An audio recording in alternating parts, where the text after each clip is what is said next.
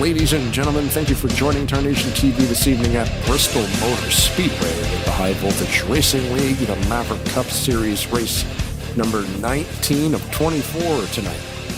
September 16th is the date on the wall. My name is Blaine Donlin, joined as always by Sir Rod Weston.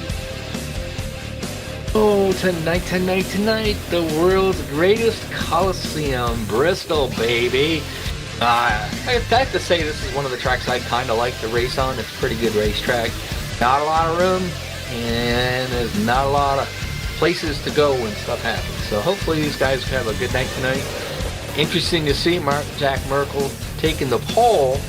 Now, will he stay up there? Because all season long, he's been going to the back no matter where he qualifies. So that'll be interesting to see what happens there.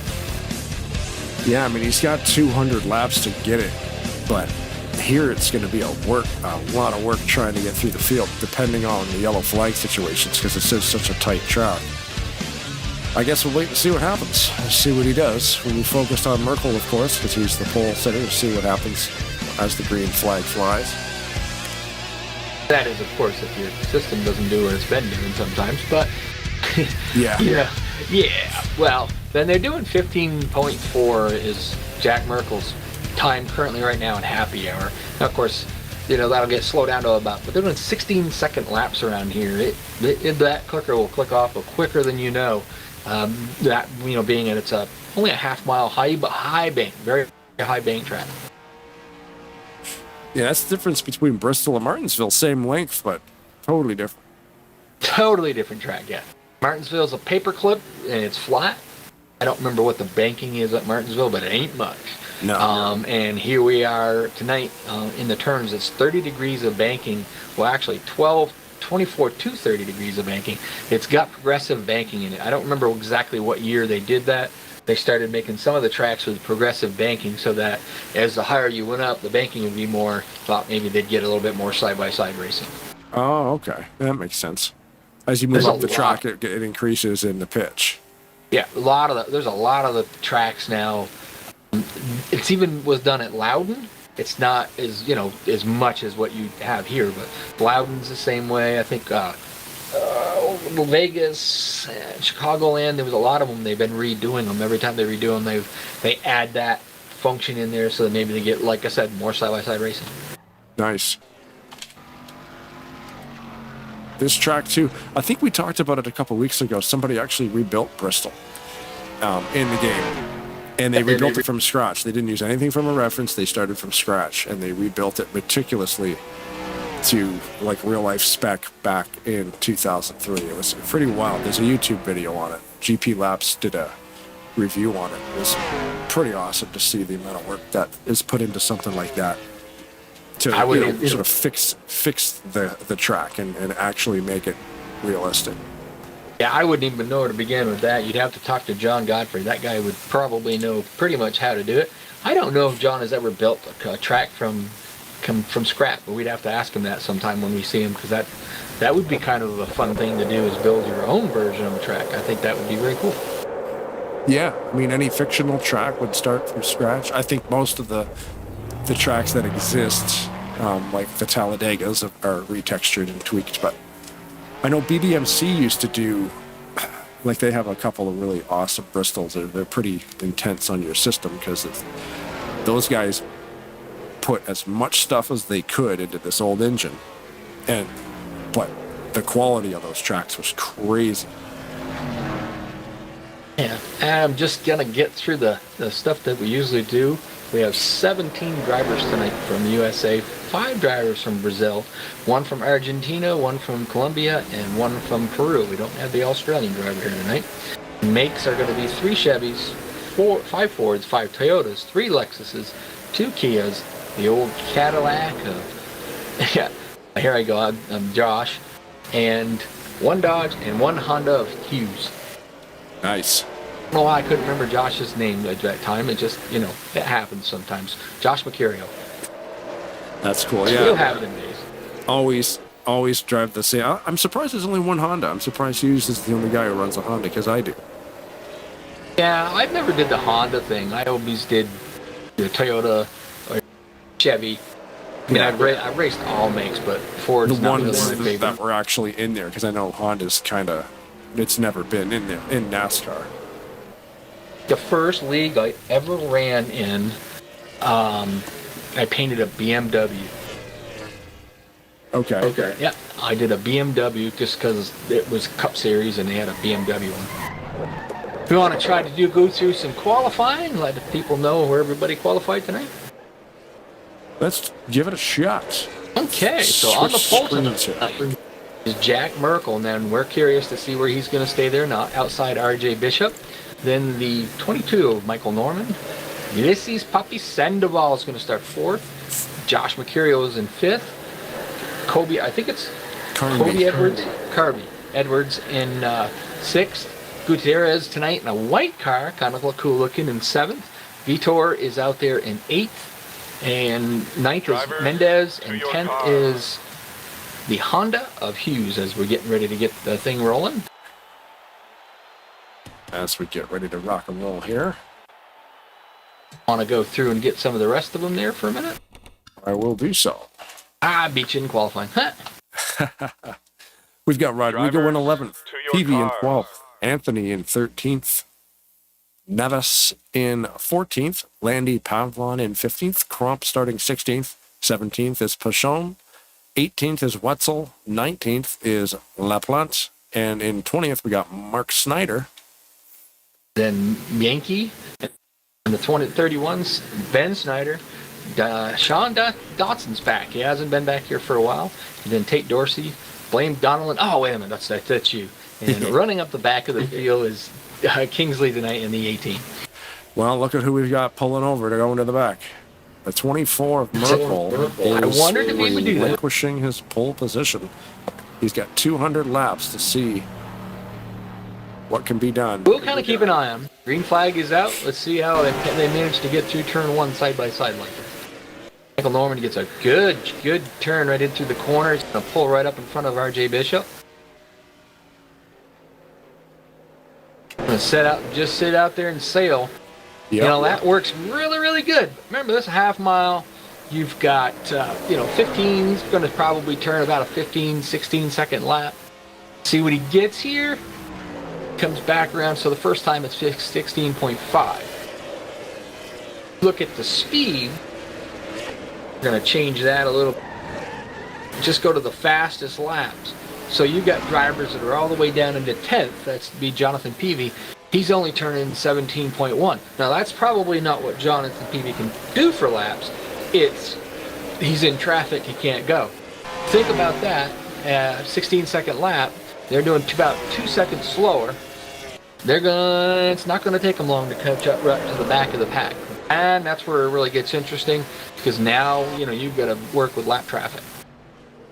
Yeah, like you said, not a lot of places to pass here, but you can use, drivers that aren't strong enough at a short track like this. You can, use them as pawns almost, because you catch them way quicker because the track's so short.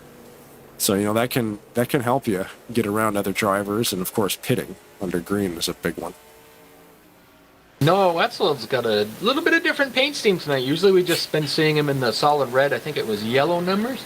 I'll have to check that out. It's kind of cool. He's got kind of a little, almost like a pearlescence paint going on it. Oh, cool. Sean Dotson, is getting underneath him on the exit of 4. So Merkel going to the back. Can't talk about Papillon tonight, though, because he gave me a hard time down in TeamSpeak earlier. And I told him, I said, nope, can't do it. Not going to do it. No. So JLP does not exist. Right. Gotcha. I had to say that because Pay no attention. Pay no attention to him. That's right. Black flag being shown to the 27 of Mark Snyder from the 23rd position. 24 car started this. Wonder if he just... that's a questionable thing. I'm not sure whether or not he, maybe he got Maybe he was trying to too pit. low. Yeah, maybe. Oh, we got one around. Anthony, I believe, is around in turn 4. Headed the wrong direction. Still got a green flag out because single car things. Yeah. There's been a few mishaps, but they've been, Yeah, just kind of out of the way, and people have been able to avoid it, so they have not pulled the yellow. Admins are in control of the yellows. So Jonathan Peavy and Ben Snyder got into it a little bit, but they straightened it out. Got them a little sideways. This is a driver's track, and I don't mean any disrespect to anybody out there, but it's called a driver's track. It's in a rhythm track. You literally, it's like playing the drums. You boom, boom, bang, boom. You are not in the throttle very long down these straightaways. So, it's just once you get into that rhythm, you just roll. That's the thing. I remember racing a lot at Bristol with the AI.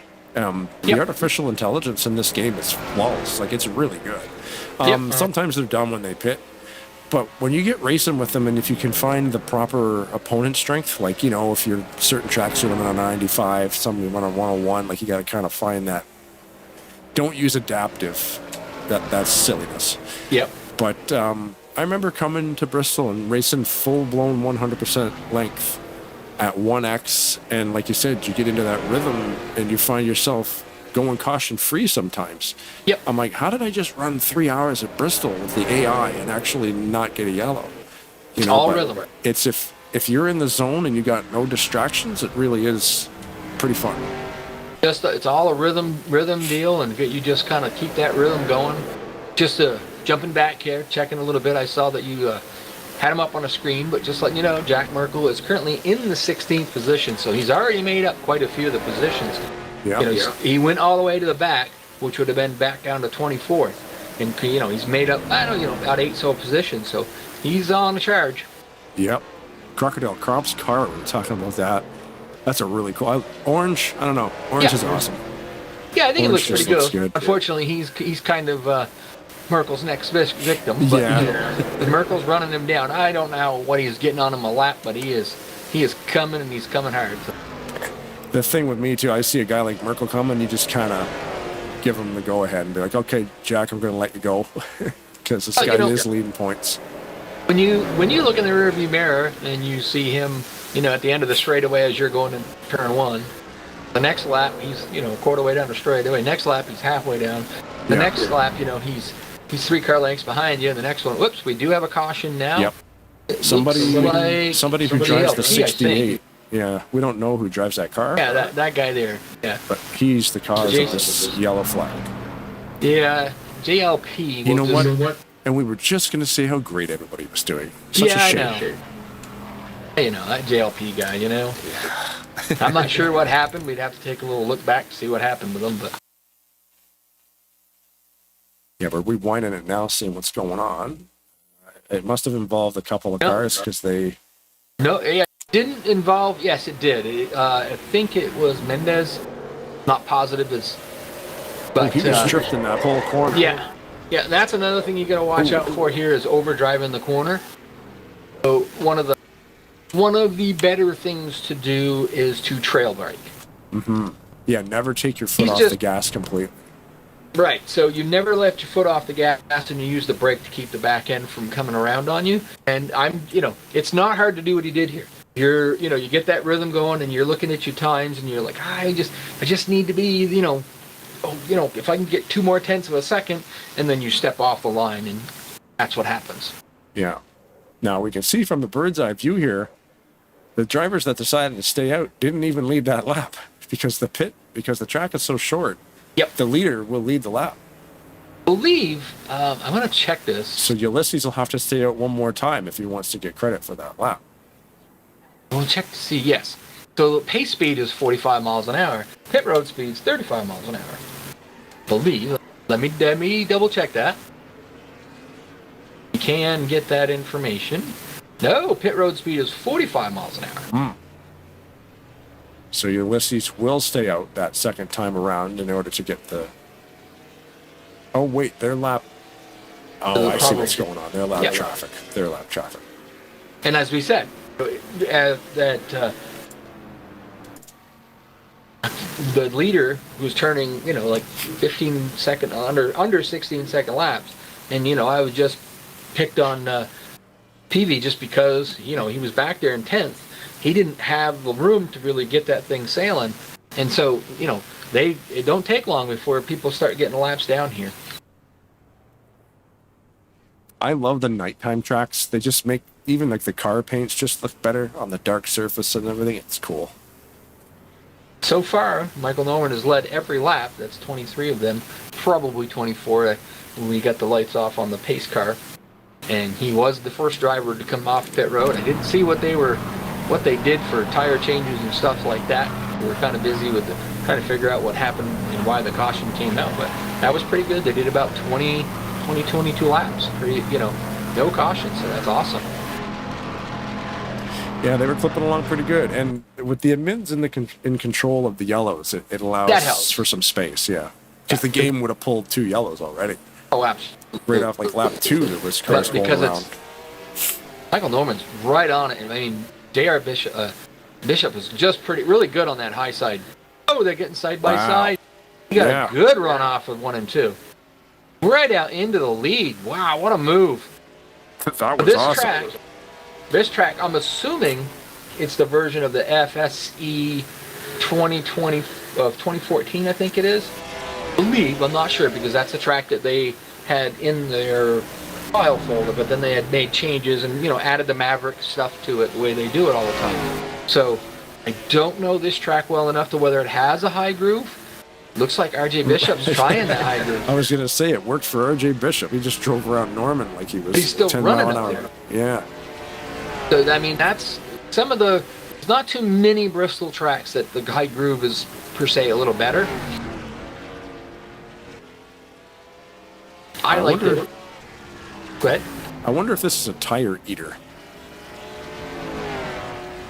It can it depends be, on depending on how you drive, I guess. Yeah. Yes, it's how you drive it. If you do like Pavlon did, just sliding the rear end sideways and drifting it like that, you're going to burn that up. But usually, what happens here? So most of the Bristol tracks, or most of the tracks, have an easy, a fast, and an expert setup. Right. Now that's the basic tracks. They all came with the easy and the fast. The expert setups were something that Project Wildfire added in a little later, so it was just something you clicked on. They clicked on and you added it. It would add it to every track. Right. The expert setup here is a tad bit loose on exit. So it's not hard, to get a little bit loose. Don't know what setup, as we're back to yellow again. Don't know what setup they're running. I didn't get out there and turn any laps, so whether it to be loose or a tight setup. So that would make a difference. Interesting to see if the leaders pit this time. I believe, I'm not sure, I didn't notice the last time, because the original track, they actually kind of made a wall around 3 and 4, so you couldn't drop down to pit. Originally, the track, you could pit, if you were pitting on the front stretch, you pitted on the front stretch.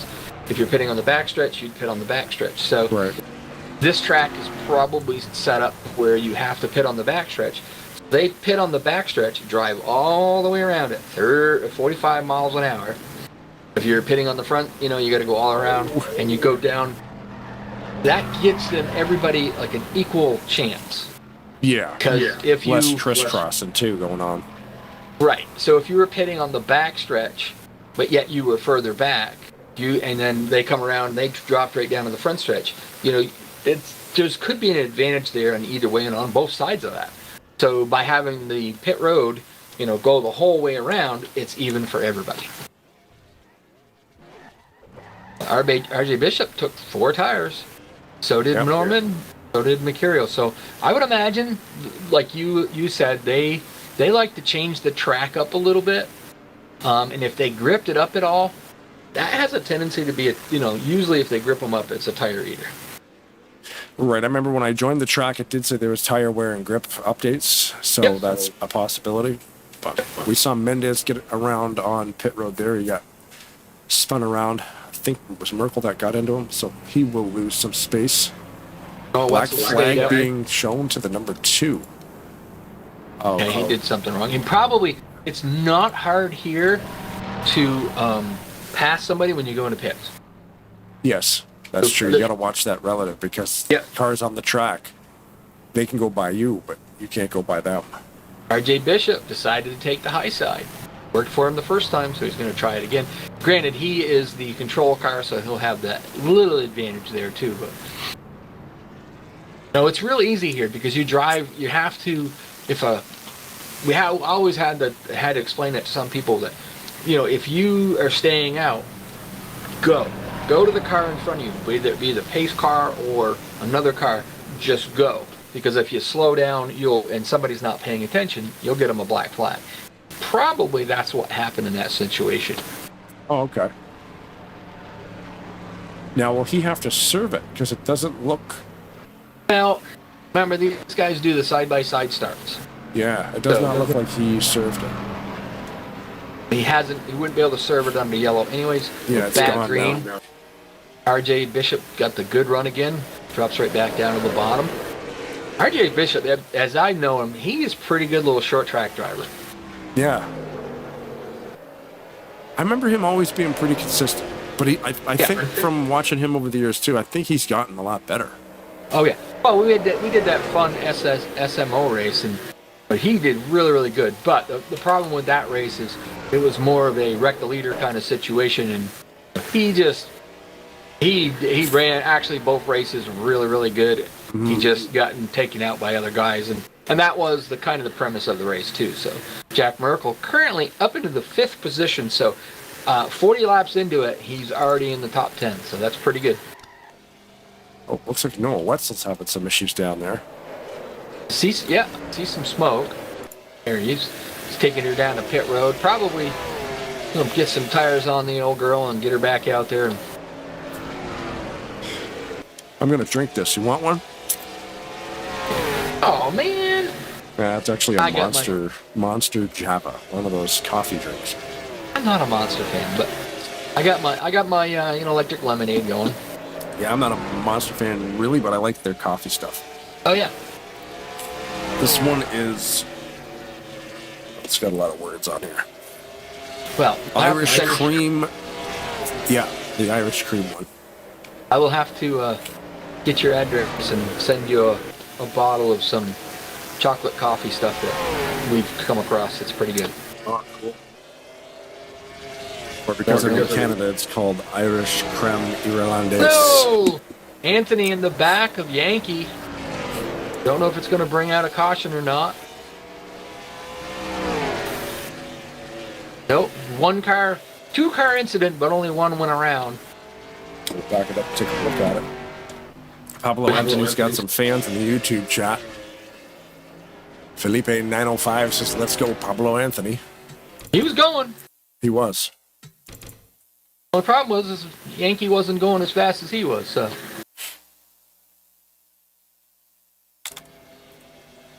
Still green, but this is what happened. Oh, Yankee smacked the wall. Something awful. Slowed him right up. And then you committed to the corner, so Anthony really didn't have anywhere to go. You can see right there on that Yankee kind of, Dorsey's around in turn 4. Don't know if that's going to be a caution or not. Basically, Yankee kind of caught the apron, slowed him down. Right. So when the next corner he came in, he was just trying to make sure I'm pretty sure just trying to make sure that he was, the car was still underneath him, so he braked a little earlier than he did the lap before, and I guarantee you that Anthony just didn't see that coming. Oh, Dorsey he did save it, actually. That's why the green stays up. Yep, good call there. Everybody checked up. Good move by everybody around him. He's on the pit road now, probably getting some new rubber. Yeah, I would imagine that when you spin him around a bit, we speculate that the tire wear is probably a little bit more. So that more aggressive. Get a chance. You're gonna go down there and get tires. You're gonna be laps down maybe, but if you're here for the whole season, you just got to keep going.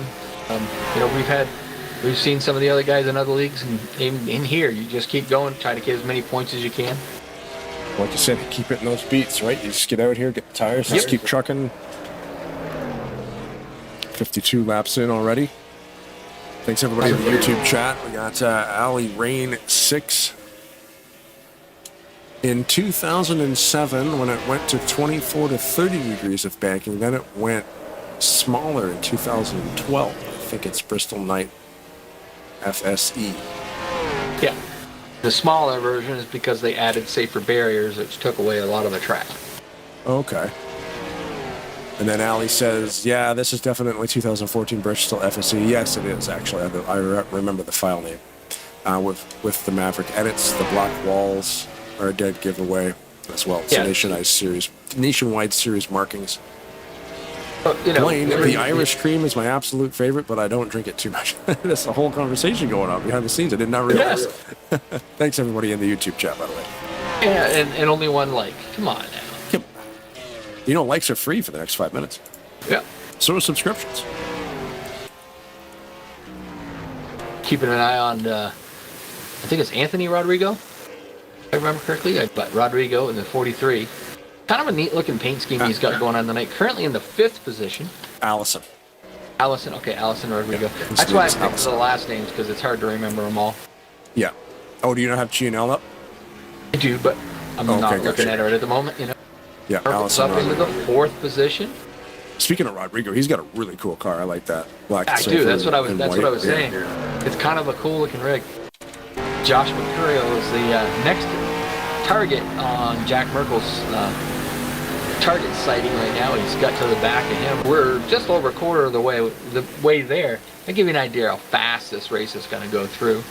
That's like I said. I'm like, man, this is a 200 lap race, and you're like, well, it's a 500 lap race in real life. I'm like, oh yeah, because it is only 0.5 mile long. It's only half a mile. So, what's the time? Like I'm getting like lap times around 15 to 16 seconds. So, clips away pretty quick. A lot shorter than Talladega at a 58-second lap.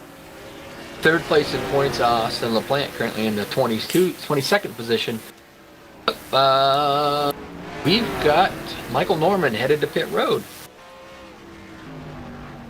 Just gonna say I don't know is that as much racing as I did with Austin.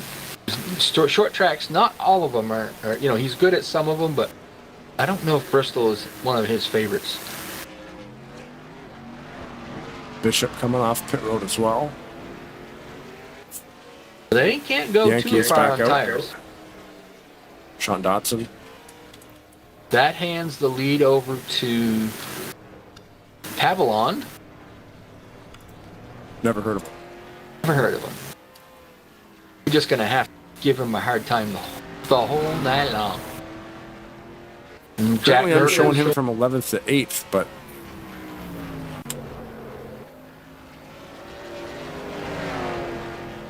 I guess I have to strike him with an update. Not Pavillon, it's the 86. Yeah. Mercurio. See, that's where I did wrong. Okay. I was going backwards. Sorry, Yep. But Josh Mercurio is currently the leader, but he's got a mirror full of Jack Merkel, who's right on his tail. Rodrigo just a little bit back further than that. And Uder Neves in the 76, he is a lap down. 4 laps down, actually, to be precise. He was just under 2 seconds back and forth. And then Hall, got a little... Oh, no. Something. Pablo Anthony, that's a hard hit. That buckled the hood. But they were able to get it off the track. That Jack Merkel somehow was involved in this. Just kind of, what I was a little bit concerned about there, but Merkel decided to pit. At the same time, you had Anthony coming off pit road. They collided. And then that sent Anthony up into the front, and I believe might have his buddy Yankee. Gotta go look at that. Hold on. Yeah, we're taking a look at it now. So there's Anthony coming off pit road, and they get the crisscross. You just can't see each other because it's blind spots, and then just gets absolutely rear-ended. But then he goes up and right into Yankee, which him and Yankee had a little bit of a discussion about track and position in track earlier. From the cockpit of Matthias Yankee, you're going to see that 8 car just hang right, and there's nothing you can do about it. I never saw him come. Yeah, there's literally nowhere you can go. But see, they're able to get it down to the apron. We have yellow out now. Sure what that was for, whether it was for that situation or They may have decided to pull it after they looked at it. Because Ben right now has retired with wheel problems, so he's sitting sidelines. Oh, we're getting some tussles going on here under yellow. Oh gosh. Watch the paint, guys. Sean is the current leader in that beautiful 72 Dodge. I like that car. Oh yeah. TV on the outside. Victor's third for Sean, and then Gutierrez in that the white car this evening. That's going to be in fourth. Newcomer Sean Dotson, not newcomer. He's been here before. Is 2 laps down. Oh, is he? Okay. Yeah. Well, he might be the lucky dog. Sorry, I didn't even look at it in the order that they were in. We have from 7th down to, like, from position number 7 is a lap down, and everybody else below. There's only 6 cars on the lead lap right now. Told you it's going to go quick. Yeah. That should put. Well, the unfortunate thing is that Michael Norman, Jack Merkel, R.J. Bishop, they all pitted, and so luckily for Michael Norman and Merkel, they got out ahead of the pace car, so they should be okay. That should put R.J. Bishop as the lucky dog. I don't remember if they do 1 or 2 here. I think they do 2, but you just saw all those cars going by. That were wave arounds. There was a lot of wave arounds. So we're going to see the laps update themselves now. The top 6 were the only 6 that were on the lead lap, but that is going to change. About 15 or so cars like they went by on the wave around spot. Opting not to pit, get that lap back. Could be wrong, but I believe Rodrigo stayed out in the 43. Okay. Josh Mercurio is in second. Zach Hall. Then that name we cannot mention, JPL, yeah. JLP. Hughes, green flag is back up in PV, Pochon, and then Gutierrez in the top 10. They've actually been really running really good tonight. For a short track, these guys are running really good for, like a track that, you can really, caution's back up, just as I say it. The Tarnation TV curse. Mm-hmm. And it's good for Allison Rodrigo. He gets to stay out there in first place and clock some laps. Yep. I mean, Michael Norman's led 27 of these things, and R.J. Bishop has led 32. But there's a lot of race left, and those laps come quick. And the fastest lap for the night, those thus far, no surprise, Jack Merkel with a 15.611. 122.0770 miles an hour. That's getting it done. Yep. I don't know. I'm look at something here. Not quite his qualifying speed. A little bit slower than his qualifying speed. Looks like Hughes, Norman, Merkel, PV all coming down to the pits.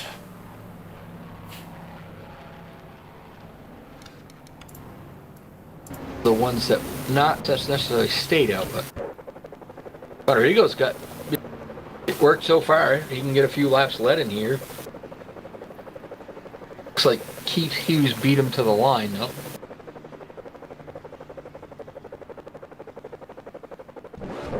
On pit road. Right. Which works, that happens. Yeah, the short track's a very different dynamic than what we're used to because there's not. Yeah. Well, Martinsville is on the schedule, so there is 2 short track races this season. Next season they added a couple of new road courses too. But the night they do Martinsville, I will be hooking the wheel up and turning some laps with them. I give you a lot more insight to it because that is my favorite track. So if the setup they got in there is decent, that'll be a lot of fun. I totally forgot to play the Greg. I forgot to play the Grand Marshal. Greg Schettner. Greg Schettner sponsoring the race tonight from Greg Schettner Customs. You know what? I'll do it right now.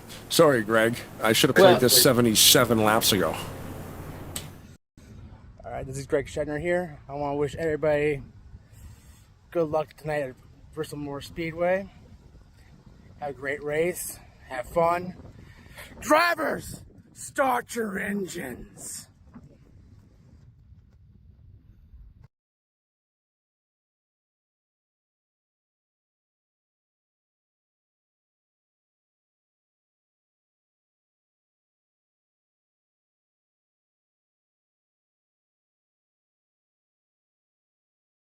One take for me.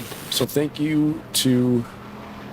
Oh, wait for my audio to come back on. Thank you to Greg Schettner for sponsoring the race and for doing the Grand Marshal duties.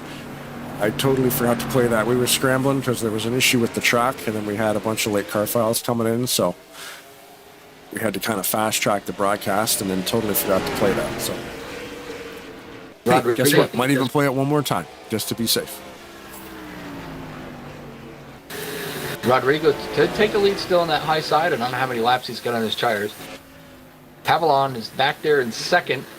He's got Mercurio all over his rear bumper. Mercurio didn't get through the corner. He's side by side with Hall. Whoops! So Rodrigo's got a little bit of internet going on. Have to kind of Pavlon had to kind of back up. 43 though. Rodrigo. Yeah. He's leading, and he's 3 wide all by himself. Yeah, I can't focus on him because the camera will keep detaching from the Go car. to Pavlon. Go to Pavlon and you'll be able to see. Yeah. So the thing about it is Pavlon backed off is because you never know where he's going to be. No. And he's probably going to be on the plane, but you never know from side to side where he will end up. So now he must have yelled at the kids and told them to get off the darn internet. But now he's straightened out a little bit. Or if you're running, maybe he's running Wi-Fi and somebody started the microwave, that'll do it. Yeah. Save the popcorn for later. I'm in first place, you gosh darn hooligans. If you're watching the broadcast, man, you gotta have popcorn. That is true. It's a pretty good show. Mercurio gets underneath Pavlon there, taking over the second spot. Urkel's back in seventh, so with the situation that kind of, the way that caution fell and when it fell, kind of got a few drivers that had pitted, caught him a little bit off guard. Michael Norman's back up into the 5th position, probably 4th, I believe, when he hits the line. Yep. And Hall is his next victim. Norman in the Pizza Hut car tonight in the old 22. That's a tough looking paint scheme too. I really like that. Oh yeah. There's a lot of great cars out here. Every time we switch to a different one, it's like paints. We get here about every week. We usually have 2 to 3 cars, sometimes more depending on the race. Because some of the, especially when we went to the Firecracker 400 race, everybody wanted to have their patriotic cars. So that's one thing. But usually we get a few new ones out there, and yeah, I haven't seen too many of them that haven't been a cool looking paint scheme when they've switched out, put a new one in there. Yeah. Okay, Dorsey in the 6th, the first car a lap down. RJ Bishop, the second car. Top 10. Only the top 10 is currently in the lead. And Scatter. Mercurio is getting closer and closer to wearing that bumper out on Rodrigo. He's right there. The old caddy's just singing. Michael Norman takes over the 3rd spot from Hall. So he's going to set his sights on Mercurio if he doesn't get by.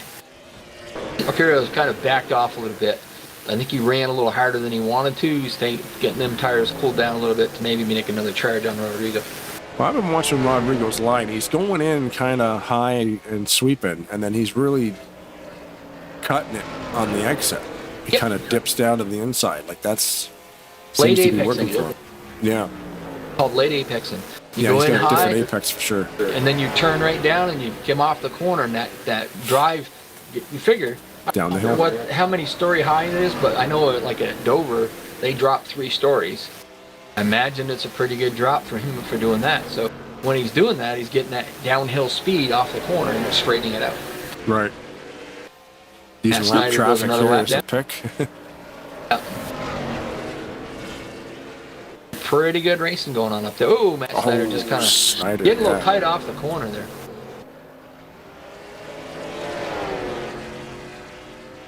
Mercurio keeps putting his nose up there. He's not quite there yet. Carlos line that- Mendez has retired as well. I didn't even notice that 21 laps ago. Oh no. That's not good.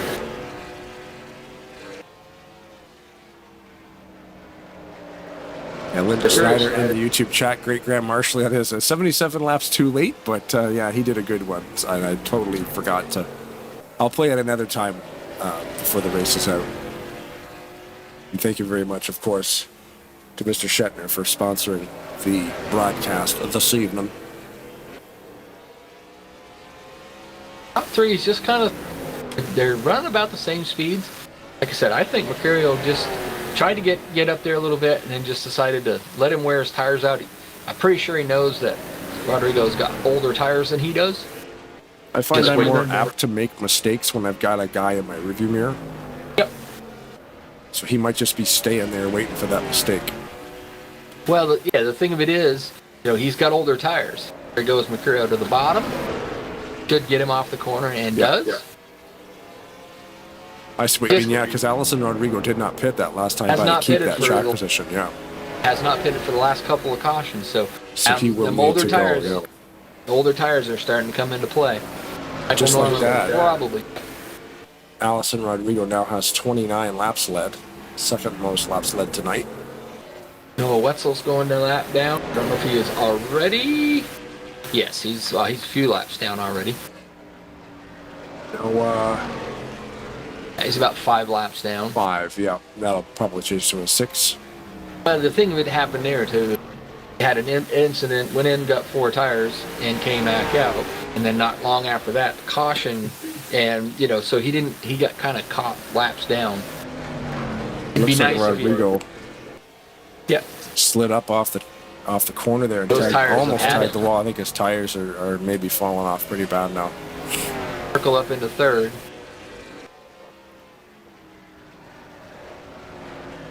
Then the next car back's about a little under 3 seconds back, so he's got a little bit of a cushion before Hughes gets there, but I don't know what Pavlon did for when he pitted, whether he took 2 or whatever, but I think he might have also not had pitted as much as the 3 guys up front, so he's kind of slowly following back. I think it's probably just his old tires. Rodrigo to the pits. That'll be a full service stop for sure. Looks like Dotson's right behind him. 091. Right over Dorsey coming out in halfway. front, yep. The crossed flags. Does not take that long before you realize it. Just once these guys get this thing sailing under green, this race is going to be really, really quick. Imperial's kind of running that line like Rodrigo did, just not late apexing to the bottom. He's going in high, kind of coming down, but he's not that. Just as I say that, he does it just like Rodrigo did. Yep. But Merkel is coming right up behind him pretty hard. That is wild how Merkel was able to go to the back at the start of the race. He qualified first. Ooh, So he gets to keep his pit stall. Little of the games going on there. Mercurio decided to just drop to the lower side to try to see if he. Now he's pitting. Gotta watch that Almost had crossover the there. same, yeah. And that's Matthias again, because he was the Yeah, one I that was was on the gonna track say- that caught that last time. Ty's almost was caught up in another one that he had nothing to do with. Santiago Gutierrez there in the 87 running in 11th. See Currently, these right guys now, we only eighth. have 5 cars on the lead lap. Yep. You see him walking by everybody because everybody's got older tires. There's the 43 of Allison Rodrigo out again. Merkel's 11th in. place. That positions are going to change again. Now that Merkel pitted, you see now we've got 9 cars on the lead lap. Oh, Victor just hit the turn 2 wall hard. Just did not want to turn for him. Gutierrez coming into pit. Green flag pit stops here at Bristol Motor Speedway. That's pretty cool. That's very cool. This is a great race. And they're letting them run. Like, there's been a couple accidents the game would have pulled yellow for earlier. Yep. But because it was only maybe a 1 or 2 car involvement, they just decided to keep it green. Currently, right now, Crocodile Cromp is the only car out there that hasn't pitted yet. That's other than the 96 of Ulysses Sandoval, who's about 5 seconds behind him. The rest of the field is 1 lap down. So just think of it this way. Should a caution come out, Michael Norman just got underneath him. He's going to get his lap back. Jack Merkel is next to come behind him. He pulls to the bottom, take his lap. Mercurio is right with him. Cromp's out there on older tires. What he's trying to do is hoping if he can catch a caution like right now. The only downside, he's got 4 of the cars out there with him. He could put everybody a lap down, and that would be a big benefit for him. I think we just saw Norman avoid Mark Snyder right there. That was a crazy move. Now let's back it up and see if we can find it. This is Sandoval. He's still out there on old tires. He's down about 8, almost 9 seconds behind Crocodile, and he's just fallen back. Michael Norman, Jack Merkel, and Josh Mercurio they're just running him down quick. Crocodile Cromp's just looking at position this time. You're looking at position 2, 3, and 4 respectively there. And they're all... He's pitting now, you said, eh? Yeah, well, he was trying to, but he pitted... I think he pulled down on the wrong side, which is not hard to do here. Yeah. It's not hard to do here. Lost a little bit of a time doing that, but, that's all right. And I think... Is there a penalty? This is Sandoval. There would be a penalty for that, right? I don't think so.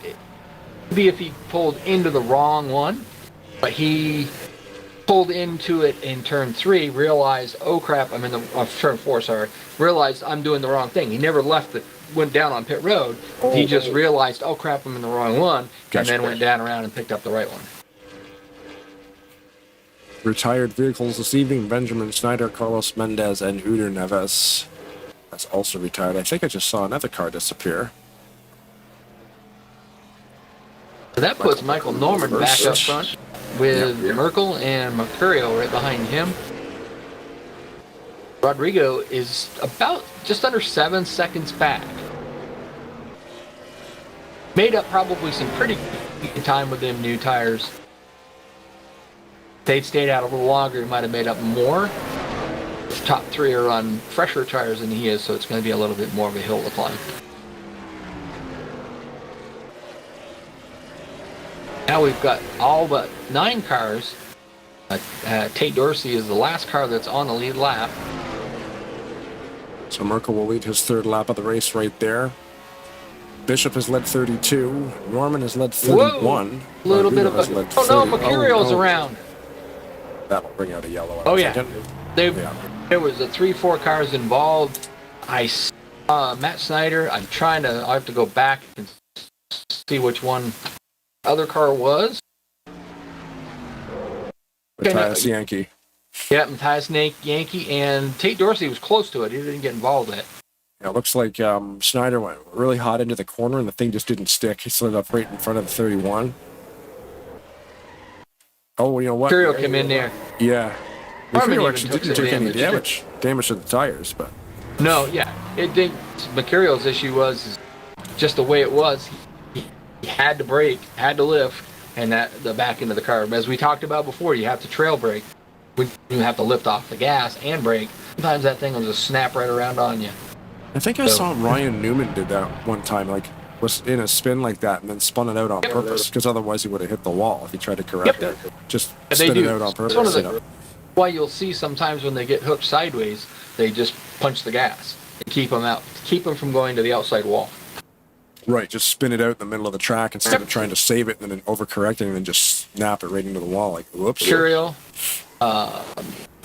Norman, and Merkel are all coming down pit road. See all that crazy checkup right there, because that pace car takes a while to get around the track. They all got to wait. See how many tires they're going to take here.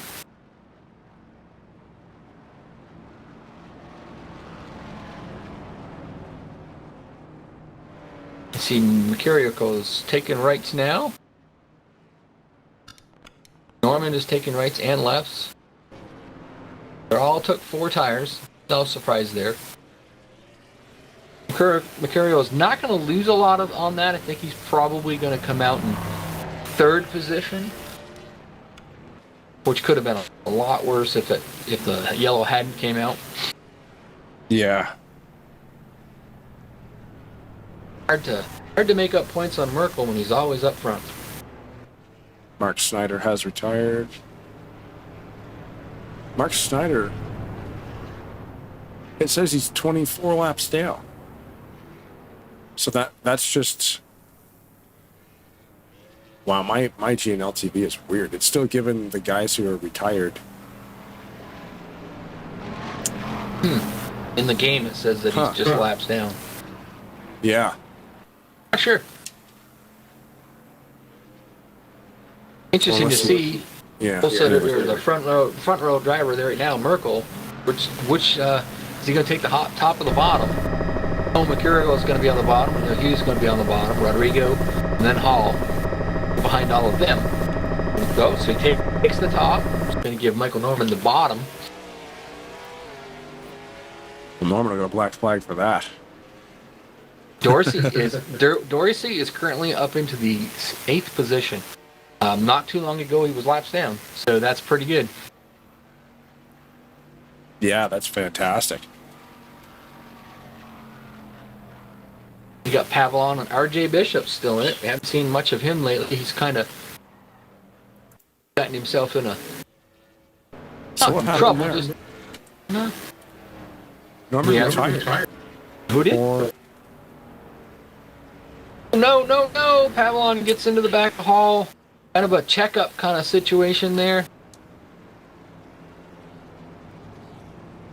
Yellow flag is back out. Clutch failure for Michael Norman.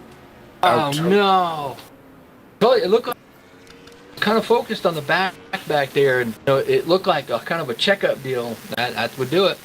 Oh man, yeah, because right off the start, he got a great hop, and then he fell back. I didn't know if he was just yielding the spot, but it looks like he roasted the clutch.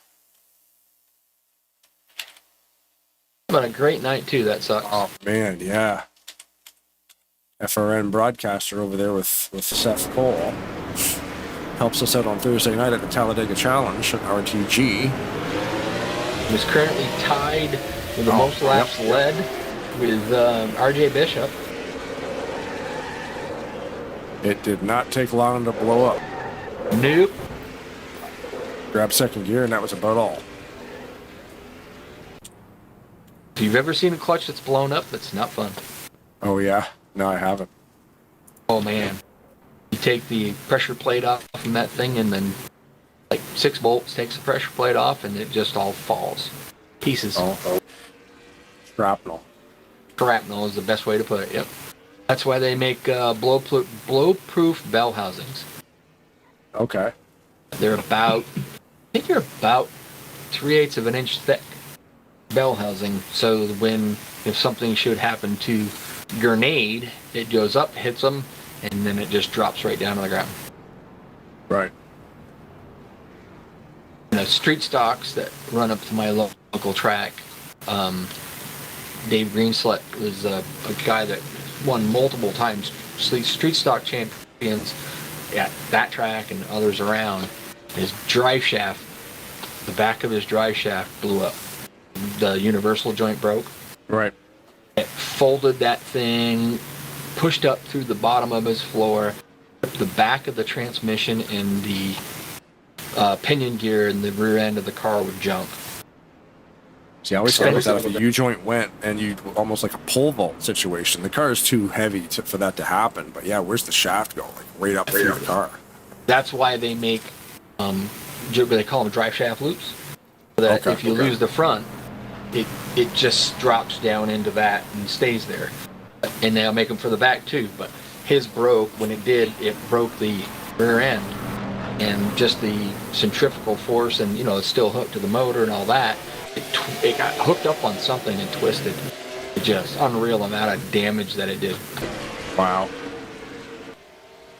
So pace cars out. Jack Merkel on the high side, leader, took the outside grooves, got Keith Hughes on the bottom. Jack Mercurio, Rodrigo. Dorsey is up to the 5th position. PV's in 6th. Havilon's in 7th. And Sean Dotson's back there in 8th as we're getting ready to go back to green. RJ Bishop and then Gutierrez right behind them. We are green. Merkel on the high side gets a great run. Right off the corner he comes. Clears them all. Rodrigo now with the newer tires. Also able to get by Hughes. Curiel sees that and he says, I'm going to go to the high side and try that as well. Are you live? Probably not. I am now. The 43 of Rodrigo is creeping on Merkel right now. Well, that was just a situation where I went back to go check that out. You know how it goes. You never hit it. So I was like, what yeah. you're saying is not what I'm seeing. But I've done the same thing. I'll hear you talking about something, and I go, I'm not live right now. And then I'll hit the button. You know us broadcasters, we got to screw up once in a while. Oh, yeah. Nobody would ever notice if we didn't say nothing, but we always that's just right. We'll just tell you. Yeah. Rodrigo, though, yeah, man, new tires, rated in second place. Running that same groove, too, and it seems just to be, works really good. He gets off the corner really good. He gets in the corner pretty deep, and then just turns that thing right down and handles it real well. He's got Mercurio trying to figure out what's the best way to get around him now. Anyway, I think Mercurio can do it. He's got to drop in. See, now he's got it figured out. Follow him in. Try to get a little more speed off than he did. 19 cars remaining of the 24 that started. Dorsey's still running back there, a solid 5th position. He's got Sean Dotson. Dotson just got the left sides down there on that asphalt in the bottom and unwedged the car just a little bit. Kind of got him a little loose and getting him straightened out. Best battle right now, RJ Bishop and Jonathan Peavy with Gutierrez right there. They're trying to figure out how they're going to get by each other. Peavy running that little higher line. He's not dropping down like Rodrigo is, but still running the higher groove. So I like a track like this it's got a higher groove, where you can run the bottom and the top, and it seems like there's no like real big advantage either way, but it makes for better racing. Yeah, and it's like everybody has a different driving style, so you're going to find a spot where you can run, and you're going to be competitive because of how they've tweaked the settings. You look at if you've watched a lot of the people out there, they're just running. There's not too many of them running the same. They are running the same line, but they're not. There's drivers running low, drivers running high, drivers going for the high side and down to the bottom. It's pretty cool. Do you have the ability to grab Norman? He's there. I can. Come on. He's in the YouTube chat saying he's parked there. I don't see him. I don't see him either. If you want to get interviewed, buddy, come on by. He said that about 5 minutes ago, so time was ticking and we missed it. If he's still there, come on by it. Yeah. Brag him. We'll talk with him. Yeah, because the track looks like it's a lot of fun to drive, and unfortunately, you just missed a gear, maybe, or just a transmission failure. When they blow up, they blow up. That sucks, buddy. You had a good run going. Yeah. Pizza Hut Toyota was running pretty good there. Led the first couple of laps, zigging and zagging through all the lap cars. I almost got taken out by Mark Snyder at one point, but this race car was ripping around the racetrack like a bald eagle until I went to go to third gear, and then I went trying to hit the nitrous button, and suddenly I got no power. There's the problem. You use that nitrous button. Oh crap! Wait, I said nitrous. I shouldn't have said that live on TV. Yeah, that's illegal in this league. Yeah. Yeah, that sucks. I heard what you guys were saying right as because I was listening to the broadcast in the background while I was racing, and I timed that restart with Jack absolutely perfect. I would have probably have at least had a shot at taking the lead until my gear broke, but That sucks big time. Yeah, because you got such an awesome start on him. I thought you felt bad to let him have the spot back, and then noticed that you parked it. So we went in car and watched the thing blow up. It went quiet pretty quick. Yep, I actually, because I had background noise, I thought I just lost a gear. I went to shift to another gear and I still didn't get power. I said, oh, well, this isn't good. And I got off the track as soon as I could, but I guess there was a bit of a stack up anyway. But, yeah, it sucks because I had at least a top 3 car in this race. I inherited the pole on the start because Jack's, the thing with him happened to start at the rear of the field, but it sucked. It was going to be a good race. It really was. I was looking forward to that. Yeah, it's been a great race so far. Yeah, you did lead 32 of those laps. And we weren't really strong. Yeah, and which is very strange because I mean the problem with me is I was good on a short run. I was trying so hard to work on tire conservation because they've made this racetrack just pretty much like what we saw last weekend at Bristol. Real life tire issues, tire management. You can barely hold these tires for at least 30 laps before you come down pit road. So it's going to be very interesting to watch how this race is going to play out after that. See, that's what was my next question is how far you could go with the tires, because we could notice all of a sudden you guys would start, after a little while you'd start pulling down there and pitting. Figured that was probably the issue. Fuel was probably not even a concern at all. Oh no, fuel is not the concern. It is literally all the tires, and I have to watch your guys' broadcast more because the camera angles on the default camera angles on this track are garbage. Yeah, I'm running spectator a lot just to get the wide angle that's too tight. All of the cameras on default are the same, even spectators. So you know a guy that can fix this, right? Oh yeah. And our clips on Reddit. There you go. Yeah, well, I'm not that tech savvy, unfortunately. No, that's legacy software too. It's a pain to get that thing to work. Cam edit. But it was going to be a good race. Now it's going to be interesting to see Jack just kind of, I want to say, pull away with this. I believe he won this race technically last year, but then got the win taken away because of an incident that happened in the final couple of laps. So we'll see if he can get redemption here. Thank you guys for pulling me up here to chat. And Blaine, I believe I should see you on Tuesday. I was just going to ask you if you were in there Thursday, if it was Matthews. No, we're switching off every week. So first race with me last week was Kyle, now it's me next week. Right on, man. Well, we'll be there. That's a lot of fun over there at Rolling Thunder. Oh yeah, it is. I love the way they race. But thanks, guys. Have a great night. Thanks, Michael. There he goes, Sir Norman of Flat Out Racing Network. Don't forget to follow those guys over there. He's one of Seth Cole's illustrious co-hosts. We've got some pit stops going on here. We've got Bishop and Santiago Gutierrez headed to the pits right here. Austin LaPlante, I forgot. This guy has literally just run most of the laps, and nobody's catching him. Let's check. This will actually cover up the race. But the bottom part of the screen, after 18 races, this is race number 19. We've run 1,656 laps for 2,786 miles total. In those first 18 races, Austin LaPlante has completed 96.2% of those laps. He's completed 1,593 laps and run 2,711 miles in 18 starts. He's the highest driver in that column because I take all of our race exports and I plug them into Score 4, which compiles all the cool little stats like that, and I can see it takes the mileage into effect. How long is Watkins Glen, 3 point whatever miles it is, and it actually tallies all those numbers. And he is running 90. Excuse me. 96.2% of all laps. He's the highest driver. Jack Merkel looked like he was going down pit road. Oh, caution came out.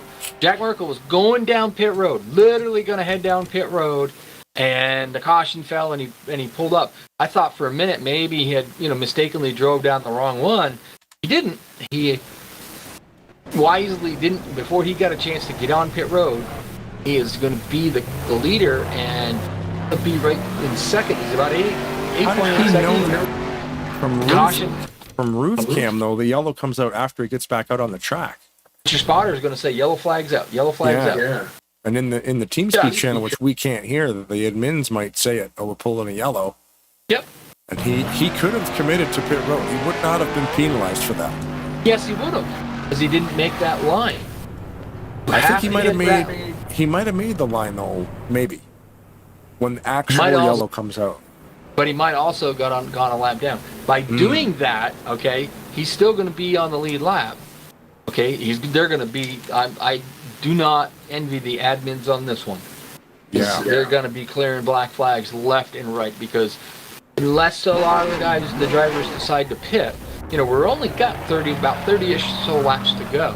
Right. Unless a lot of the drivers decide to pit, we're going to have a bunch of wave rounds.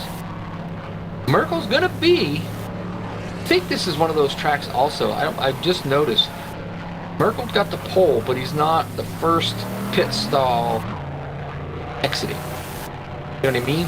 In other words, he should be, by the way the game is set up, you get poled, you get the first pit stall, and so on all the way down through. Right. Some people have made these games where you don't necessarily pit there. He is actually the last pit stop on the pit stall, on the backstretch. Oh, I see what you mean. Like, so the track editor can say pit stall number 1 equals, and then like move them around. They don't necessarily. I've seen them get done before. Usually, the pole sitter gets the first pit, and the rest of them they scatter. Okay. Where that comes in handy. So, like a track like this, there's not a lot of pit room. Same with Bristol, but some of the other tracks they don't have a lot, not real big pit stalls. So the way they'll do it is they'll kind of separate them up. So they'll make sure that there's at least one, maybe 2 pit stalls between each driver, and then once that fills up, they'll start filling them up, but still trying to keep them separated a little bit. Right. Utilizing all the space that they can. Yep. Pavlon currently is the leader. He has chosen the high side. We got pace car lights are out. You got Merkel, Cromp, Hughes, Dorsey still running up in the top 5. LaPlante is back there. Hughes is the one. So LaPlante is back there. He is a lap down. Yep. And you have Hughes, Dorsey, then RJ Bishop. The green flag is back out. So, yeah, I'm only showing 4 cars on the lead lap. Yeah. Merkel, Pavlon, Cromp, and Mercurio. So early in the YouTube chat, Joshua Mercurio said the over-under on cautions in this race is 11. We're at 7 right now. Now we've only got 25 laps to go, so I think we're going to be under. This race has been great. I think they've been doing a great job. We've got green flag pit stops. On a track the yellow flag pit stops are nice too. Guys can kind of reset their strategy a little bit. On a track that I really honestly thought with this many drivers, you get a lot of drivers out there. You would think you'd have a lot more cautions, and they've been running really, really good. Yeah, and the admins have been making really good calls on not pulling the yellow out for instances where the game would have. Yep. I think if the game was calling cautions, we would be over 11 easy. But because the admins can make that call, like, yeah, we don't need one because there's space, just leave it green. Merkel's still out front. Pavlon's right, not pressuring him, but he's right there. He hasn't lost too much position. He's behind him. Never heard Dorsey of it. behind him, but Dorsey is a lap down. Oh, no, yes, he is. He is 1 lap down. So is Hughes. Sorry, I didn't realize Hughes was a lap down. Yeah, the only lead lap cars we have are Merkel, JLP, Cromp, and Mercurio. Yep. So they're back here. There's Cromp. Mercurio is losing Mercurio? time, but Mercurio's losing time just mostly because I'm pretty sure he's just caught in traffic. Miracle's out there right now just running away, clean air on the nose.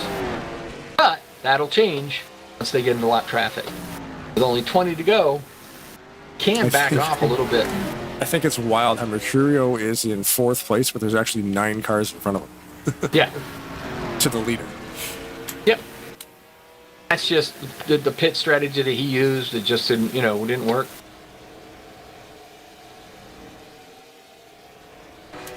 A guy that we're not supposed to talk about. We may end up having to interview him tonight if he keeps it up. Yeah, we have no choice now. Yeah. For those of you that just joined, Pavlon and I were chatting. I was down earlier talking with the drivers because we had a little bit of issue with some of the cars and a little bit of track issues. Pavlon, no, Wetzel had said something about, you don't talk about me. I said, we talk about you all the time. Pavlon was giving me a hard time, so I said, all right, that's it. You're a spotlight tonight. You're going to get targeted. A lot of these guys are a lot of fun to hang out with, and there's a lot of joking and pranking around on their team speak, so. Another driver out there, Vitor, we haven't really talked about him lately. Last few weeks, he's been all over the place with us, but what's up? Off turn 4, Merkel coming out of the exit. Just tapped the wall a little bit. I'm sure that he'll probably try to go the distance on the tires. I'm sure of that, but I think he just stepped it, lost in the plants coming down pit road. Merkel just stepped out just a little bit, just kissed it, didn't hurt it too bad.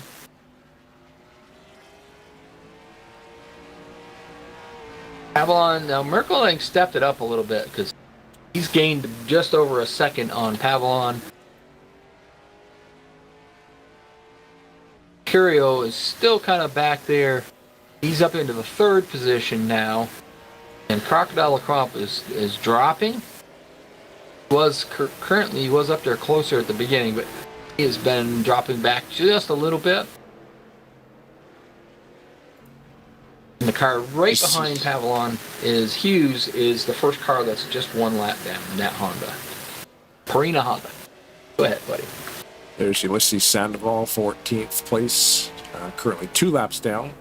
Pablo Anthony, Michael Norman, Mark Schneider, Udo Neves, Carlos Mendez, and Benjamin Schneider all have retired from this race, leaving 18 cars left.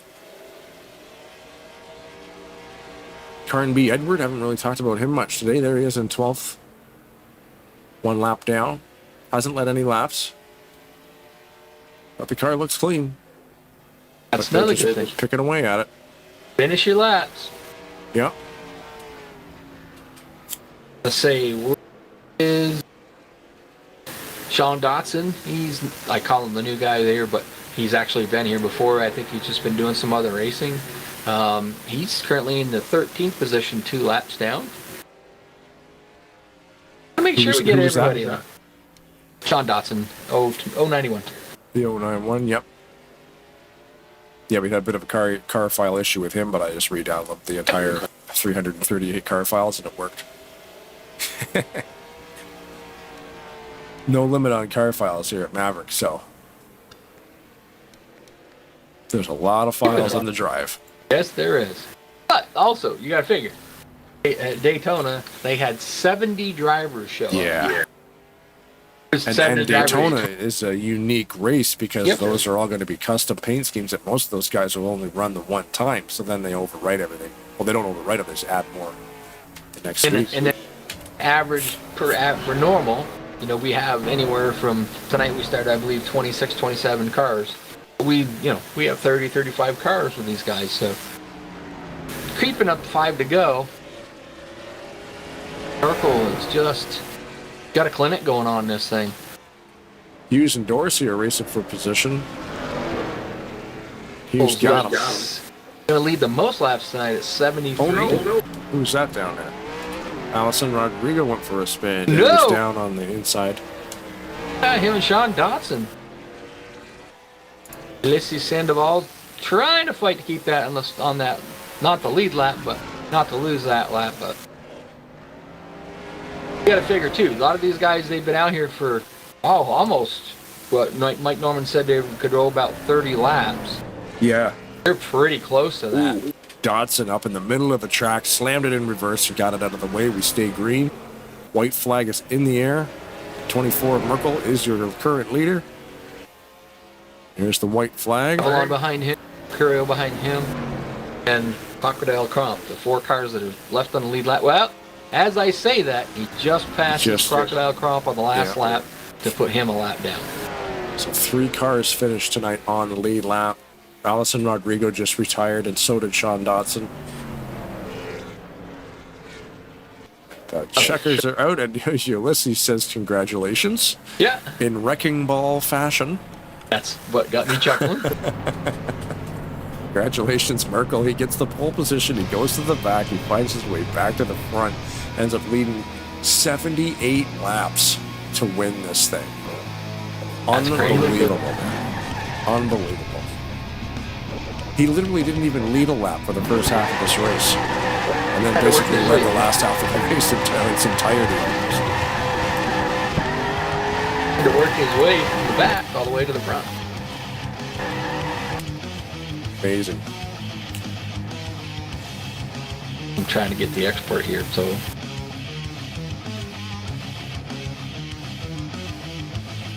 Somebody call the fire department. We've got a fire on the front, and the car is gone. Congratulations, Jack Merkel. that was pretty cool. Very impressed for Bristol race. Bristol, Them yeah. ran, they ran awesome. Yeah, and 24 people starting here. That's a pretty awesome race. I would say so.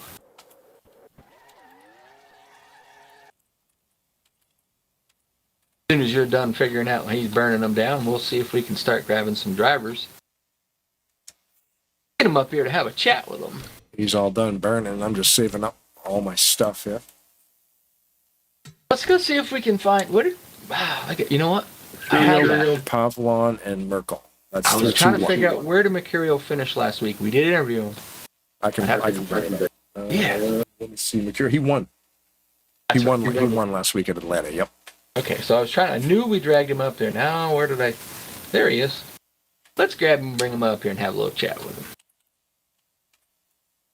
Josh Mercurio, Rod and Blaine up in the booth. We got you? Yeah, I can hear you.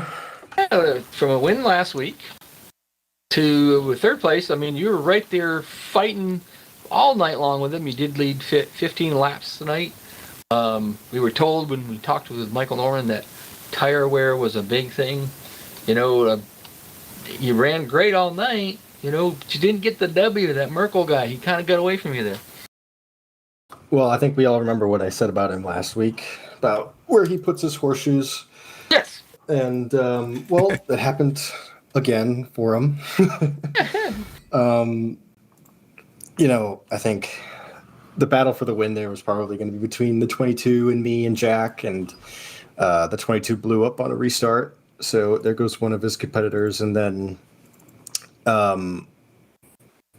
caution comes out as he's headed down to pit road. Yeah. On that final caution. So it's just how it is. The tire wear was I thought it was great. I wish we could generate the tire wear a little bit differently than the way that Keith did it.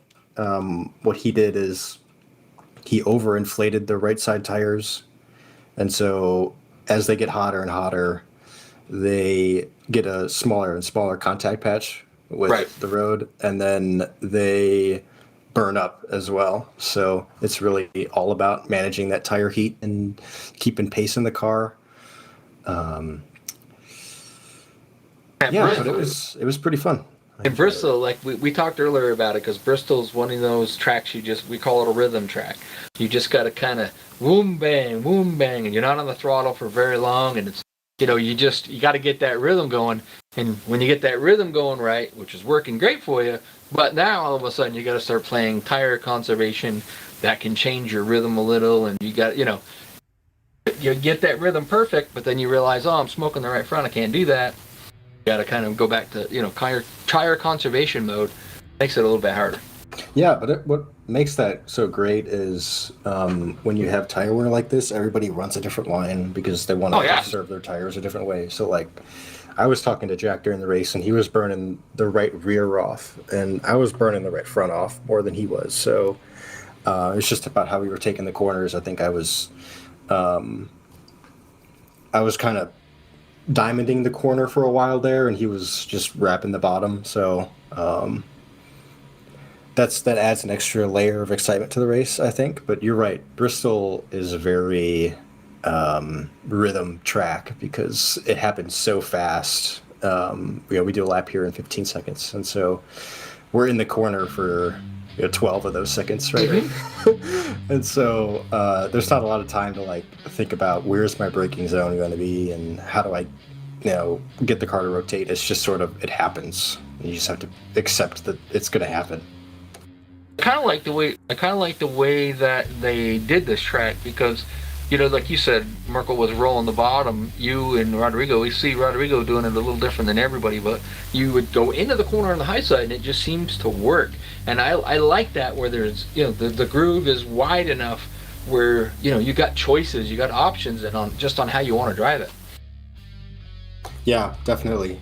I don't think he did anything with sandbox and grip lanes or anything. I think that's just the tires wearing out, and we have to figure out how to deal with it, and we all deal with it in our own weird ways.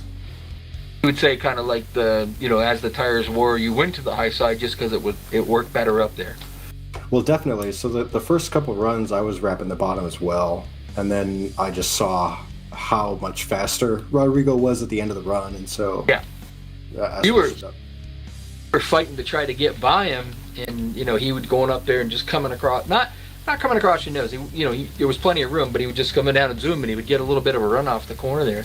Kind of caught that earlier in the broadcast, and then I saw you started to do that. You started running up where he did. You came off the corner a little different than he did, but it worked really good for you. Yep. That's all about all the adjustments that we make during the race. I wish you could be in the car with us because there's all those crazy things going on our heads.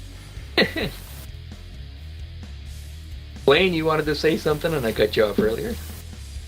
Oh, I was just, again, like wreck avoidance, I was actually surprised, short track like this, that it was such a good race. I expected it to be more, there were some accidents, obviously, but there wasn't like huge pileups because super short tracks, you just expect there to be massive 15-car pileup and, 6 guys are forced to retire from damage, but everybody just kept picking their way through it, man. It was a really fun race to watch.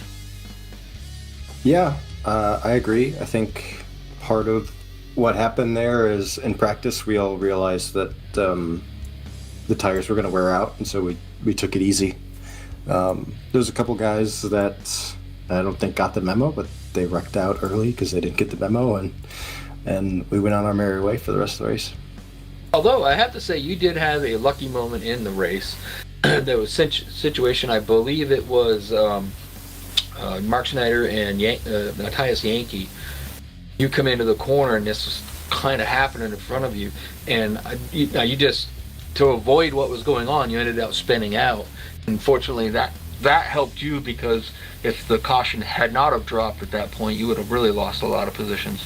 Yeah, one of the things that you learned in Maverick is how to do some wreck avoidance. Yes. So I got into that corner and I saw that calamity was happening in front of me, and so I just slammed on the brakes. And we're at a short track and the banking at Bristol's huge, so I spun it out because I slammed on the brakes, but the banking kept me out of the wall and I didn't touch anything. I slid down in the banking and ended up, there were only like 5 cars on the lead lap, so I came out and was still top 5.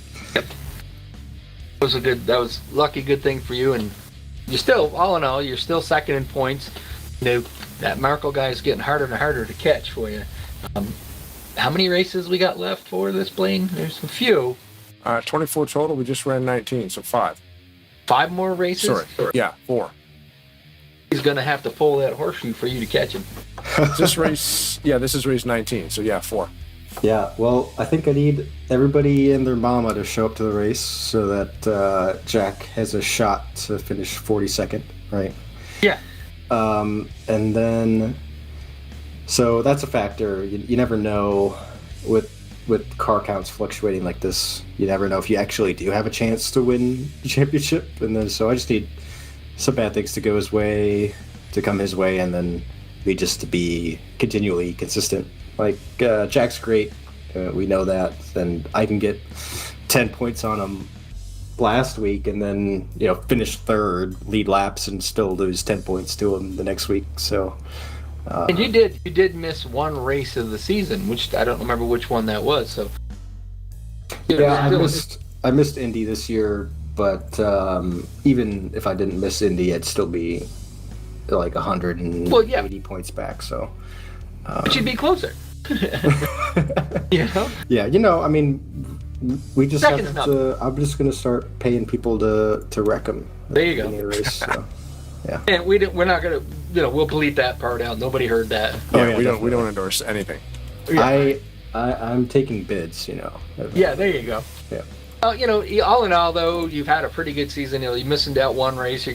Chances are pretty good if you keep running the way you run, you're gonna end up in seconds. Not bad. You come back next season, you just, try harder and go get them. Yep. Thanks, Brown. Thanks, Wayne. I'm going to give you a chance to thank anybody you want to thank, and then we'll get the guy we can't talk to in here. Yeah. So got to thank all the crew that builds that EF Cadillac every week. I mean, we're pretty competitive. If anybody wants to join the Team Cadillac, I mean, I'll paint you a car. Besides that, all the guys at NNSCRA, we talk to each other during the races, and we find leagues to race in during the week. So I don't know if something's going to be starting up on our end, but there's always whispers of leagues or whatever starting up on NNSCRA on our Facebook page. Then we got to thank the girlfriend who's watching. We'll be moving back to see her soon, and my parents for raising me into a good race car driver. Perfect. Perfect. All right. Congratulations, bud. Just go get them. If you don't, come back and get them next year, bud. All right. Thank you. Sir. Thanks, Josh. All right. Yeah, I'm prepared for the what's the quietest interview we're ever going to have all night? Because we're not supposed to talk about it. Joseph, we got you? We got you there? And Joseph's not here. Hello? Yeah. Hey. So, we had to talk about you tonight, which was, I told you I weren't going to, but you wait till you see the broadcast, you'll get a kick out of it. So, you really kind of ran mid-pack all night. Strategy, I would say, got you up front. You led some laps. I don't have that right in front of me. Wait a minute, I can tell you. You led 3 laps. You were at 3 laps over the night, and, second place, dude. That's not bad at all. Yeah, really appreciate the effort. We did our best out there. I'm really glad that I had a good car tonight. I was 1 spot shy of the win. There was just no stopping check mark. He's fast. He's dialed in. There's nothing you can do. That's why he's on top of the points standings. But, I'm doing my best out there, and I'm really glad that I got the 68 Jewish National Fund USA Lexus out towards the front, and I really gave it all I had, and I'm glad I did because it was a tough race out there. There was a lot of comers and goers from the top 5 towards the top 15, a lot of shuffling around even with the tight setup, which actually came in around the 11th hour. We didn't really know what the setup was going to be. It was far different from what we were practicing with all week, but it really, I started getting used to it, and I think the biggest issue was with the tires and pitting. I was originally thinking, okay, I could try to stretch it out for 50 laps. That wasn't going to happen. About 30 or 20 to go, I can't remember when the last caution came out. I was just about to arc into the pits when they wrecked behind, and I turned right to stay out, and that's what allowed me to be on the lead lap. And it's perfect strategy, dude. You had the perfect strategy. I did, and it all happened by accident. I never planned for that to happen. Well, you don't say it like that. You don't say it perfect. You just say, I had the perfect strategy. That's what we planned to do. It worked out perfect. I got second. See? Yeah. Simple as that, right? No. Yeah. This was an interesting Bristol. It reminded me a lot of the Cup race that we had this past Saturday, where the tire were just. It took about 40, 50 laps of the tires to go out. And, I wasn't really thinking much about fuel tonight. It was all about tire management and making sure that I didn't have any weird blowouts. It's weird to see a red bar on the tire screen come up, but this time it happened like 2 or 3 times. In fact, it came up on both my front tires when that last caution came out. That's how close we were. Wow. So I see that you've missed 5 races of the season. So just think, do you think you'd be, up there fighting with Merkel for this points championship if you'd kind of got all of them in? Oh, he's just too good, man. I think Jack Merkel's in a league of his own. He's such a good driver. He makes all of us better. Not just me, but the rest of Solomon JLP Racing. We really push hard because of guys like Merkel, Keith Hughes, and Michael Norman. Some of these guys that are just really fast out there. They're incredible drivers, and I just give it all I have.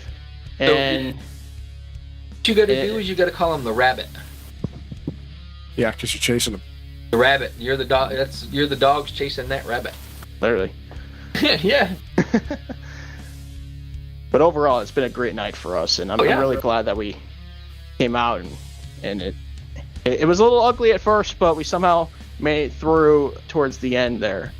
Only 3 cars finished on the lead lap, which is surreal. Merkel just passed Crump on the very last lap, going into 3 to put him a lap down. That was a crazy good race. Blaine, you got anything for him? I was just going to ask who's in Solomon JLP Racing. Me, the 32, the 80, the 92, and the 98. Oh, okay. Very cool. Yeah, and we're fighting to stay in the top 5 in owner points. We got 2 of us right now in the hunt. Austin LaPlante might, he just didn't have the best of nights, unfortunately. He usually runs better than me most of the time. I try to mount to him. He does a great job out on the racetrack. But tonight just wasn't meant to be, and he might have some catching up to do. Luckily, it's his home track next week in New Hampshire, so I think we'll probably see you guys interviewing him next week. Hopefully, it's both of us in the podium. We'll see. Nice. Is there a manufacturer? Do they keep track of manufacturers' points here at Maverick? I wish they did, but I'd be curious to see where Lexus would be up in the fight, because we really, gave all we had this year. Problem is, you got more Chevys out there than anything else, and that might, depending on how they ran the points, that might hurt it a little bit. Oh, that's true, yeah. Does that mean you'd have to do, maybe the top 2 or top 3 Chevys, top 3 Lexuses, top 3, whatever? Right. Yeah. But I'm going to give you the floor to thank you, the people you get here, and then we're going to see if we can grab that Jack Merkel feller. Yeah, well, I appreciate it, everyone, coming out tonight. It's been a good one, and we'll be back, hopefully, getting that checkered flag at New Hampshire next week. That would be awesome. Thank you. There you go, Joseph Lande Pavlon, the guy we can't talk about, what we did talk about tonight, finishing 2nd place at Bristol. That's awesome, bud.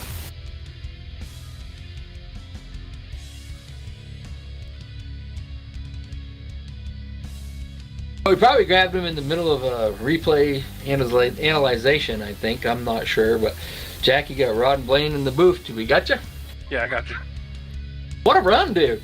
Take the pole, go to the back, come all the way through. We kind of went back a little bit, and then, wait a minute, he's 10th. Well, he's 5th. He's all the way up through there to win and lead the most laps and just, put a period on this championship year. Yeah, it definitely helped that it wasn't as big of a field as we usually have, but there was a lot of patience and a lot of just waiting for tires to go down and knowing people would kind of not really so much get out of the way, but I knew they would push them in the corner. I could just drive under them. There was a bunch of waiting on that and crashes, wrecks and stuff like that, and just being patient with it, knowing I would get up to the front eventually, and just seeing what I could do with it from there. So the old thing about starting in the back, which, like we said, you took the pole, but you asked for an analogous line.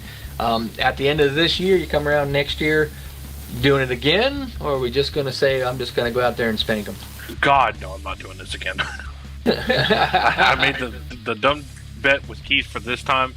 Definitely not doing it next season. So the bet was that you'd have to start in the back and still win the championship. The bet was... we made it after race 3 or 4, I can't remember. But the bet was that I could start in the rear in every race and win 5 more races and win the championship by 250 points. Okay. So you got 7 wins on the season and currently 307 points ahead. Yes. That's before tonight's race.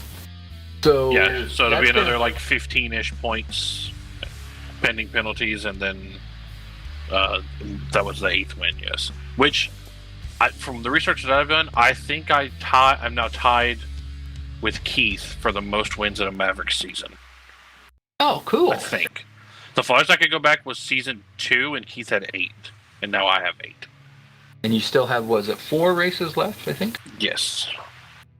You've got the opportunity to set a new record for him that, maybe nobody's going to catch. That'd be nice. But they are adding a couple races next year, too, though. 2 more races are being added to the schedule, so that'll have an asterisk beside it. Yep. That's still pretty crazy. We'll see. We'll see if I can beat it next season. And the amount of drivers, like there was 110 drivers that had participated in this season. And then one more new guy just got added to my stats again tonight. So it's 111 people have participated.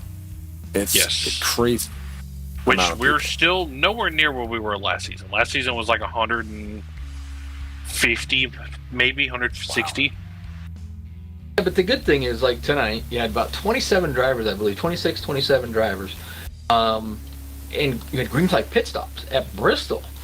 I've raced at not knocking the league. I'm just saying we were talking about it earlier. Hobo and all these other leagues that there's great drivers in there and never had green flag pit stops. Yeah, that was awesome. It was really fun to drive, and it was a really nice race. I think we had probably about the perfect car count for a Bristol race to keep it good. Any more, and it probably would have been a little bit more of a disaster. But it was a good race. We didn't really have a lot of problems with it. It was really fun to drive. A lot of tire wear, so you had to really conserve. I was surprised we got through green flag stops. And I don't know if y'all noticed or not. The whole thing with that last caution that happened was, I was coming in to take my stop because my rear was red. Yeah. Caution comes out. I dart back onto the track, knowing I had people a lap down. Didn't realize it was just me in second place, not a lap down. Yep. So trapped the whole field, and then got lucky on that, and then was able to just hold it from JLP. Yeah, and then you had 4 drivers that were still on the lead lap, and you passed Crocodile Crump going into 3 on the last lap to put him down. So there was only the top 3 were on the lead lap. Ugh. And just you get lucky like that sometimes, and sometimes you're on the other end of it. It's really annoying. We talked about it all night. We talked about it with Mercury a little bit about everything. It's a rhythm track. You get that rhythm. You start playing them drums, and then you just get that beat just right. And then, of course, on top of that, with the setup that you guys and the way you did it, which I thought it was awesome. You had they were saying about, I think Mike Norman said you could get about 30 laps on that tires, and before you had to kind of pit. Depending. I mean, I'm sure some could get more, some would be less. And it just made for some really good racing out there. Yeah, no, that's something probably about that. It was definitely, you definitely had to watch it. Now, the thing with me too was every restart is on the back on the new tires, so I would have to fight my way up and then get up to the front, and I would kind of have to save tires towards the leaders so I could get around them there. And that last restart when I had it, I didn't really know what I could do in the lead in terms of keeping people behind me. But what helped me be confident for that last restart was when the green flag came out and I got about a half a second to a second over Josh and Keith, and then kept that the whole run, and then was building on it when they started to pit. So I was like, I knew even leading, not having to pace myself with them, I could still save tires and be able to go faster and outrun them and be with them. So that helped my confidence a lot. Well, I bet. Blaine, you got anything for him before we give him the floor? Well, we were talking to JLP there before we kicked him out and brought you in here. He was saying there was a last-minute setup change from what you guys were testing on the whole week. Honestly didn't affect you much, but is that frustrating or? It kind of. It's more. It would be more frustrating if it's something that like you put maybe a lot of laps into understanding. I think I ran like 30 laps last night on the whole problem was Keith uploaded the wrong track at first. So we were testing on a track that was completely different. than what we actually ran on. So it was completely different when we got into actual practice. Then they changed the setup a little bit later. But I think it was maybe a better thing than a bad thing because of how much better the second setup drove than the first one. So even if you weren't used to it per se, it was a better starting point for everybody. So it was a lot easier to get more comfortable with and get past that point where you were with the last setup. Okay. Yeah, because you wonder, like, especially, like last minute track change, last minute setup change, like what? And this all happened within an hour of going live on the broadcast because we couldn't get the track working. They were feverishly working on it. Yeah. Thinking, are we gonna? There was no delay, but it was like, oh no, what happens when this happens? Because now everything you guys have tested in the previous week is all out the window. Yeah. It's. I mean, everybody's in the same boat too, right? You're all racing the same deal. So if you've played for long enough, you ran on enough different versions of tracks that you just kind of know what's going to happen and how it's going to drive anyway. So you kind of know what to expect going in. So you're somewhat prepared for it already. But even then, it's still, you kind of join and you go, oh, this setup kind of drives like this, so I got to learn it like this, or I had to drive the track like this. It's real back and forth, and you just have to kind of get in there and see what you're comfortable with and what you can do. Yeah. Pretty awesome, though. Well, Jack, I'm going to give you a chance to thank the people that got you here. The floor is yours, bud. Just thanks to Fortnite Squad for giving me a good car. DuPont having the Exalta having the old DuPont rainbow colors on the car, and glad I was able to get lucky this week, and hopefully that I didn't use up all the luck for the rest of the season in this one race. We'll just have to see. As Mercurial puts it, you got a horseshoe somewhere, so. Yeah. I don't even. It's funny too. I forgot to mention, like the 78 laps that you led tonight. I don't even think you led a lap for like the first 80 laps or so until I don't think I led until past halfway. So yeah, it's wild. To end up with 78 and have to use half the race to get to the front is wild, dude. Awesome run. Appreciate it. All right, so there you go, Jack Merkel, tonight's winner, points leader. Probably pretty sure the championship, and I think he's going to win that bet against Keith, so that's pretty good. Congratulations, bud. Thank you. Appreciate it. Thanks, Jack. Oh, well, Keith jumped in there. Must be down there doing, reviewing the race, trying to get it done. Could be. But what a race. That was pretty cool. Yeah. It was very well done. The administrators not pulling yellows out at specific times, and they did a fantastic job calling yellows when they needed to be called and then just letting it go when it didn't need, like, oh, maybe they're going to call one, but, let the dust settle, and guys would just slam it in reverse and get out of the racing line. So, you know what? It was a great race. Got the whole broadcast in under 2 hours, and, next week we're coming back, and it's going to be New Hampshire Motor Speedway. In Talladega, Martinsville, Phoenix Raceway, Homestead's the finale. Only 5 races left for the season, so that's going to be kind of cool. It'll all be aired here at Tarnation TV. Got to come out and check it out. Yeah, I think we said there was 4 left, but yeah, there's 5 because 20, 21, 22, 23, 24. Ben's got that schedule created there with the race number in it. So yeah, that'll be that's a good little chunk of tracks. How long is New Hampshire? That's a 1 mile, right? 1 mile, yeah. Yeah, and then to 2.66 mile Talladega, half mile Martinsville. Phoenix is a mile and a bit. And then what's Homestead, 2? Just, I think it's 1.5.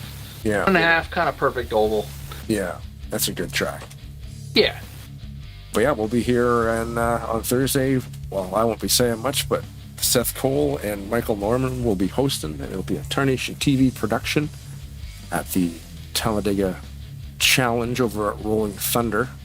And on Saturday night, we're doing the double feature. HVRL? Yep. They run Daytona and Primetime Super Speedway, which is a version of BSR, which is a version of Talladega. One of the best versions ever. And Sunday back at ASR. Yep, ASR back. And I will be Sunday. here. Awesome. Yep. No race, so be here for that one. Yeah, it should be a lot of fun. But as always, man, you have any closing thoughts? Nope, great race tonight. I'm very proud of what they did. They ran green flag pit stops. I don't know what the caution laps ended up being, but I think it was still better than what they did prior. 35. Great race. Yep, 7 cautions for 35 laps. They said what the record last year was 11, so I thought it was a good race. It really surprised me that everybody drove really smart, gave room. There was a few incidents, things, especially Mormon blew up a clutch and that caused a little melee behind him, but it's gonna happen. So it's a good race. Yeah. Well, as always, thank you very much, by the way, to Schettner Customs, Greg Schettner, for sponsoring the race this evening. I played the Grand Marshal driver start your engines video about 77 laps into the deal, but we did get it in there. I'll throw it up there again before we leave. And as always, we'll see you back here next time. Thanks to everybody in the YouTube chat. Thanks to all the drivers for showing up, putting on a great show. Thanks to Maverick for liking the product here at Tarnation TV. Thanks to Rod Weston for joining me as a co-host. Yeah. And I think that's it. Who have I forgotten? Don't believe you forgot anybody. If I Maybe did, your I'm wife sorry. for letting you doing this. Yeah, she's awesome. Yeah. But yeah, there you go. If the women don't find you handsome, they should at least find you handy. Keep your shtick on the ice. Why are the mics off? Oh, now I said that. Now I got to do it again. If the women don't find you handsome, they should at least find you handy. Keep your stick on the ice.